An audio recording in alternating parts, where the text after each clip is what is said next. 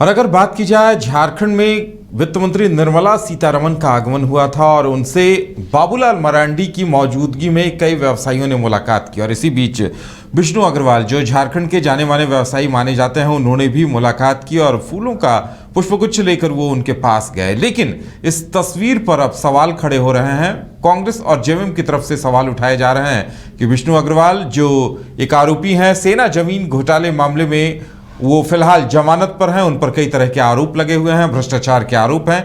ऐसे में वित्त मंत्री से मिलना उनका कहां तक उचित है? क्या उन्हें अब क्लीन चिट मिल जाएगी? ये तमाम तरह के सवाल उठाए जा रहे हैं। और ज्यादा जानकारी के लिए इस वक्त हमारे साथ हमारे संवाददाता मदन जुड़े हुए हैं। मदन, देखिए, ये एक तस्वीर जो विष्णु अग्रवाल से मुलाकात की है निर्मला सीतारमण की, और साथ में बाबूलाल मरांडी भी मौजूद दिखाई दे रहे हैं, वो सवालों के घेरे में है। और ऐसा लगता है कि कांग्रेस और जेएमएम को मानो हमले का एक हथियार मिल गया है। क्या कुछ अपडेट सामने आ रही हैं?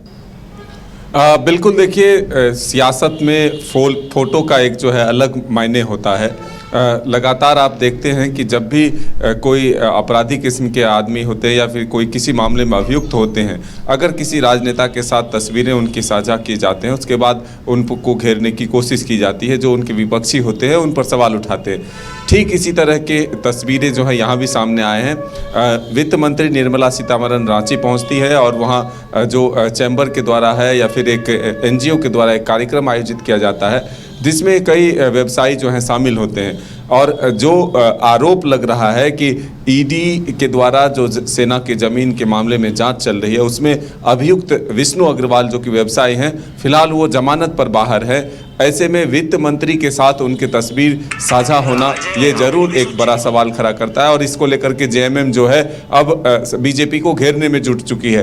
खास करके उस तस्वीर में निर्मला सीतारमण के साथ बाबूलाल मरांडी भी खड़े हैं। और जेएमएम यही कह रहा है कि अगर निर्मला सीतारमण उनको नहीं भी पहचानते थे तो क्या बाबूलाल मरांडी नहीं पहचानते थे, या फिर जो व्यक्ति वहाँ मिलाने के लिए थे उन्होंने ये नहीं बताया कि जो आरोपी हैं, जो एक अभियुक्त हैं, वो एक तरह से जो है निर्मला सीतारमण से मिलने के लिए आ रहे हैं। तो ऐसे में अब सुप्रियो भट्टाचार्य जो कि जेएमएम के नेता हैं, उन्होंने सोशल मीडिया पर इस तस्वीर को वायरल किया और उसके बाद वो सवाल पूछा है कि जब ईडी वित्त मंत्री के अंतर्गत आता है तो ऐसे में ये व्यक्ति वित्त मंत्री तक क्यों पहुंचता है। ऐसे में अब बीजेपी भी अब इस मामले को लेकर के जरूर एक तरह से कहे तो बचाव पक्ष में उतरी है। और बीजेपी ये कह रही है कि ना वो बीजेपी का कार्यक्रम था, ना उसकी वहाँ पर कोई सूची थी कि जिसकी वजह से पहले से पता हो कि कौन व्यक्ति वित्त मंत्री से मिलने के लिए आ रहा है।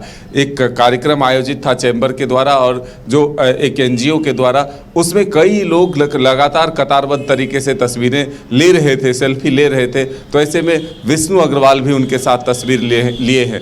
हालांकि बाबूलाल मरांडी के बचाव में उन्होंने कहा कि बाबूलाल मरांडी एक प्रोटोकॉल के तहत वहाँ खड़े थे। ऐसे में वो भी नहीं पहचान पाए कि अचानक कौन आ रहे हैं। तो ऐसे में ये एक बड़ा सवाल अब जरूर झारखंड में एक राजनीतिक विषय के तौर पर आया है, बीजेपी को घेरने के लिए आया है। तो अब देखना होगा कि इससे चुनाव पर क्या असर पड़ता है, क्योंकि चुनाव के वक्त में छोटे से विषय भी एक बड़े रूप ले लेते हैं। और ऐसे में जब मौका मिला है जेएमएम आरजेडी कांग्रेस को, तो वो बीजेपी को घेरने में कहीं से पीछे नहीं है। बीजेपी की तरफ से इस पे रिएक्शन कुछ आया या नहीं अभी तक?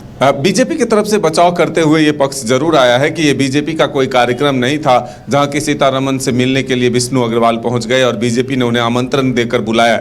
ऐसे में ये चैम्बर का एक कार्यक्रम था जिसमें कि अतिथि के तौर पर सीतारमण को बुलाया गया था और एक एनजीओ के द्वारा कार्यक्रम आयोजित किया गया था। तो इसमें जब वहाँ पहुँचकर अनेकों लोग सेल्फी ले रहे थे, तस्वीर ले रहे थे, तो उसी कतारबद्ध तरीके से विष्णु अग्रवाल भी वो तस्वीर लिए हैं। तो ये अचानक की एक घटना है, कि सुनियोजित तरीके से एक सोची समझी साजिश के तहत हुई है। चलिए मदन, हमारे साथ जुड़ने के लिए और तमाम जानकारी देने के लिए आपका बहुत बहुत धन्यवाद। तो इस घटना का और जिस तरह से इस पर आरोप प्रत्यारोप हो रहा है, बयानबाजी का दौर शुरू हुआ है, उसका कितना असर पड़ता है, ये देखने वाली बात होगी।